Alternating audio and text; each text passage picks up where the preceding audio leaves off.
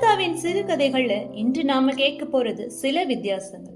வாங்க கேட்கலாம். கதை போம் வித் விக்ஸுடன். பிடிச்சிருந்தா சப்ஸ்கிரைப் பண்ணுங்க, ஷேர் பண்ணுங்க. நான் ராஜாராமன், டில்லிவாசி.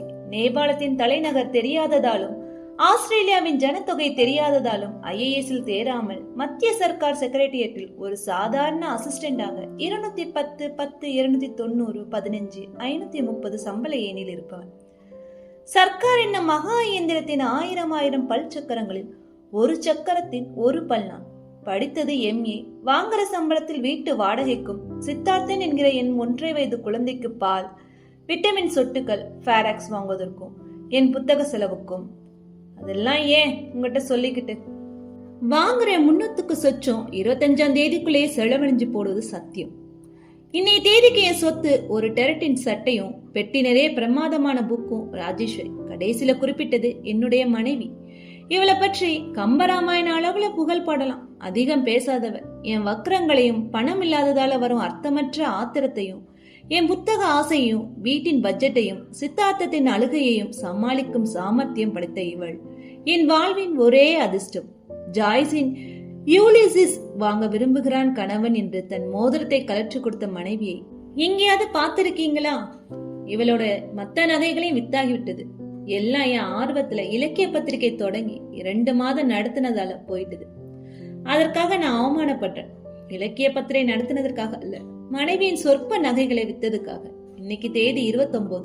என் கையில 23 ரூபாய். எனக்கு தேவையோ 325 ரூபாய். எதுக்கு? சென்னைக்கு விமான டிக்கெட் வாங்க. என் அம்மாவின் உடல்நிலை கவலைக்கிடமா இருக்குது. தந்தி வந்திருக்கு. அவளை பார்க்க உடனே செல்லணும். என் அம்மாவுக்கு இதயத்துல கோளாறு. 58 வருஷம் அடிச்சு அடிச்சு அழுத்து போய் திடீர்னு நின்று விடலாமா என்று யோசிக்கும் இதயம். அவளுக்கு உடம்பு பதறும், சில்லிட்டு விடும். இந்த மாதிரி 3 தடவை வந்திருக்கு. இந்த தடவை தீவிரமா இருந்திருக்க வேண்டும். என் தம்பி அடித்த தந்தியின் சுருக்கமான வாசகங்கள். அம்மா கவலைக்கிடம், உடனே வா. இதுவரை நான் மேம்போக்காக எழுதி வந்திருக்கிறேன். என் உள்ளத்தின் பதற்றத்தை சமாளிக்க என் அம்மாவுக்கும் ஒன்றும் ஆகியிருக்காது என்ற நம்பிக்கையை வலியுறுத்த இப்படி எழுதி கொள்கிறேன். என் மனத்தின் ஆழத்தில் என் இதயத்தின் ஒவ்வொரு துடிப்பும் அம்மா அம்மா அம்மா என்று அடித்துக் கொள்வதையும், என்னுள் இருக்கும் சில இனம் தெரியாத பயங்களையும் நம்பிக்கைகளையும் வார்த்தைகளில் எழுதுவது கஷ்டம். எச்சன் போல பறந்து சென்று அவளை உடனே சென்று பார்க்க வேண்டும். அம்மா, உன் தில்லி புத்திரன் இதோ வந்துவிட்டேன். உன்னை பார்க்க பறந்து வந்திருக்கிறேன். இதோ உன் அருகில் உன் தலையை தடவி கொடுக்கிறேன். உனக்கு குணமாகிவிடும். பக்கத்தை விட்டு சாரதாவிடம் என் பிள்ளை பிளேனில் வந்தான் என்று பெருமை அடித்துக் கொள்வதற்காவது பிழைத்துக்கொள். அதற்கு எனக்கு 325 ரூபாய் தேவை. எங்கே போவேன் பணத்திற்கு? யார் தருவார்கள்? என் நண்பர்களை போய் 25ஆம் தேதி கேட்டால் ஹாஸ்யம் கேட்டது போல் சிரிப்பார்கள். என் மனைவிடம் நகைகள் கிடையாது. என் சொத்தை பற்றி முன்னமையே தெரிவித்திருக்கிறேன். அதனால்தான் ராமநாதனிடம் கேட்கலாம் என்று தீர்மானித்தேன். ராமநாதன் எனக்கு கிட்டத்திலும் அல்லாத தூரத்திலும் அல்லாத உறவினர். என்ன உறவு என்கிற விவரங்கள் அனாவசியம். செக்ரட்டரியாக இருக்கிறார். முக்கியமான மந்திரிக்கு சர்க்கார் எத்தனையோ மில்லியன் டன் கோதுமை கடன் வாங்கும் போது இவர்தான் வெள்ளைக்காரர் பக்கத்தில் உட்கார்ந்து கொண்டு ஜோடியாக கையெழுத்து போடுவார். போகாத தேசமில்லை. டில்லியில் நான் 8 வருஷங்கள் இருந்திருக்கிறேன். 2 தடவை இவர் வீட்டுக்கு போயிருக்கிறேன். 2 தடவையும் நடந்தது எழுதும்படியாக இல்லை. நானும் இவரும் இருப்பது வேறு வேறு மட்டங்களில். உறவு பிணைப்பை வைத்துக் கொண்டு இந்த வித்தியாசத்தை இணைப்பது சாத்தியமாகாது என்று அறிந்தும் மரியாதையாக ஒதுங்கிவிட்டேன். தற்போது என் பண தேவை அந்த அவமானங்களை எல்லாம் மறக்கச் செய்து விட்டது. அவரை பார்க்க கிளம்பினேன். ஹாஸ்டிங் ரோட்டில் அமைதி பச்சை புல்தரை ஏக்கர்களுக்கு மத்தியில் நாவல் மரங்களின் நிழலில் ஏர் கண்டிஷனர், நாய், அம்பாசிடர் கார் சகிதம் இருந்தது அவர் வீடு. வீட்டு வாசலில் கதர் அணிந்த சேவகர் என்னை தடுத்து நிறுத்தி விசாரித்தார். என் பெயர் சொல்லி நான் அவர் உறவுக்காரர் என்பதையும் சொன்னேன். என்னை ஏதோ நாய் கொண்டு வந்து போட்ட வஸ்துவை போல பார்த்து உள்ளே போகுமாறு சொன்னார் சேவகர். ராஜகுமாரன் மாளிகையில் சிண்ட்ரெல்லா நுழைவது போல் உணர்ந்தேன். உள்ளே செல்லும் போது ஒரு ஹால். தவறு. ஹால். கீழே கம்பளம். பக்கத்தில் டெலிபங்கன், கம்பெனியின் ரேடியோகிராம், டிரான்சிஸ்டர், மடக்கி படுக்க தயாராக இருக்கும் ஷோபா, ரெஃப்ரிஜரேட்டர், அதில் அழகாக அடுக்கி வைக்கப்பட்ட சாராய பாட்டில்கள், மேலே காந்தி படம். ரேடியோகிராமிலிருந்து பலவிதமாக கிட்டார் சங்கீதம் கேட்டுக்கொண்டிருந்தது. அதன் துடிப்பிற்கு ஏற்ப கால்கள் தாளம் போட்டுக்கொண்டு ஒரு இளைஞன் சோஃபாவில் முக்கால்வாசி படுத்துக்கொண்டு பிளேபாய் வாசித்துக் கொண்டிருந்தான். நான் வந்ததையோ நின்றதையோ கணித்ததையோ அவன் கவனிக்கவில்லை.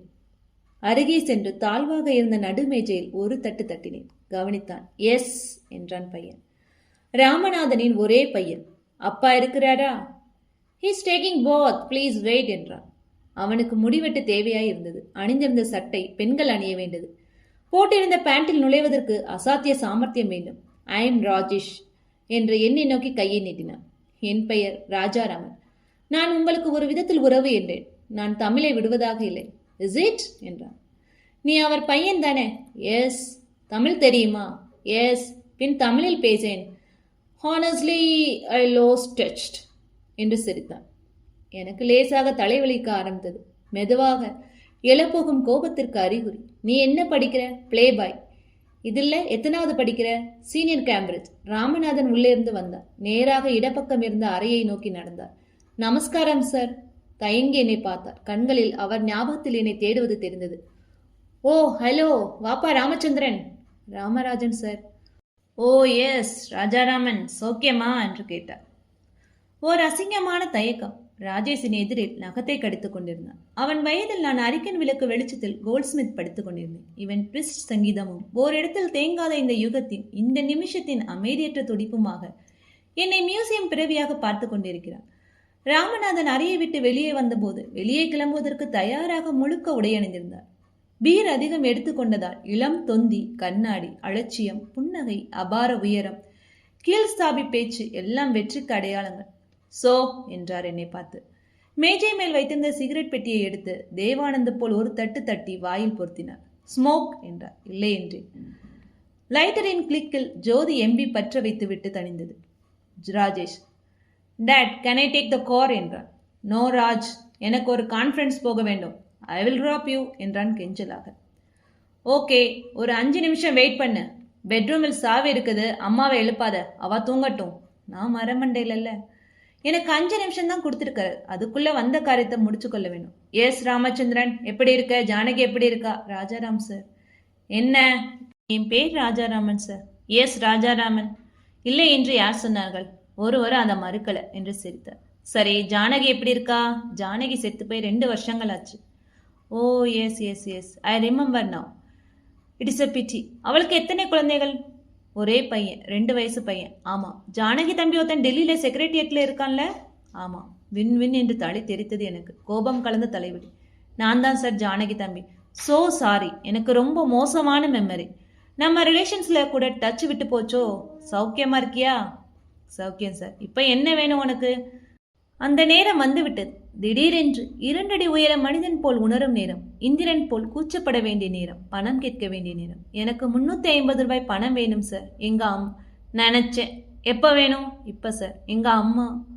இரு என்கிட்ட பணமா இருக்கான்னு பார்க்குறேன் என்று பர்ஸை எடுத்தார், பிரித்தார், எட்டி பார்த்தார். இல்லை, செக் எழுதி தரேன், ஸ்டேட் பேங்க்ல மாத்திக்கிறியா? சரி சார், ரொம்ப வந்தனம். எங்க அம்மாவுக்கு திருப்பி தருவாயா? கொஞ்சம் கொஞ்சமாக திருப்பி தந்துடுறேன் சார். சார், எங்கள் அம்மா எழுந்து போய்விட்டா. செக் புஸ்தகம் கொண்டு வர. மடையனே, என்னை பேச விட, எனக்கு இந்த பணம் எதற்கு என்று சொல்ல விட. என் அம்மாவின் உடல்நிலை கவலைக்கிடமாக இருப்பதால் தான் உன்னிடம் வந்து தொங்குகிறேன் என்று பேச விடேன். செக் புஸ்தகம் கொண்டு வந்தார். பேனாவை பிரித்தார். உன் முழு பேர் என்ன? சொன்னேன். ஸ்பெல்லிங் சொன்னேன். செக் எழுதி கையில் கொடுத்தார். நான் இதை அடிக்கடி செய்யறதா எனக்கு படுது. எது சார்? இந்த மாதிரி உறவுக்காரங்களுக்கு செக் எழுதுறது. இல்லை சார், என் கேஸில் ரொம்ப அவசரமான தேவை. எங்கள் அம்மாவுக்கு சீரியஸ். அது சரி, தேவை எல்லாருக்கும் தான் இருக்கு. இந்த தேசத்துக்கே பணம் தேவை. உன் கேஸையே எடுத்துக்கலாம். இத்தனை நாள் நான் டெல்லியில தான் இருந்திருக்கேன். எத்தனை தடவை வீட்டுக்கு வந்திருக்க? என் கோபம் என்னை பதில் சொல்ல விடலை.